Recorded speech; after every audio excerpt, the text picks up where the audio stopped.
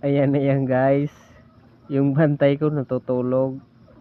Ano, kumusta na yung manok mo? Ba't ka natutulog dyan?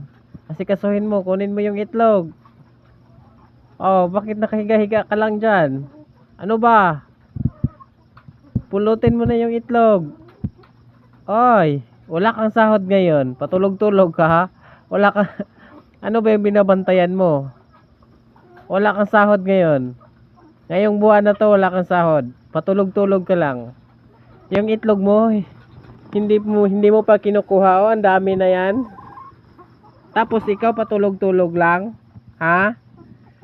Ano ba yan? Yan ba yung tunay na sinasahuran? Natutulog lang?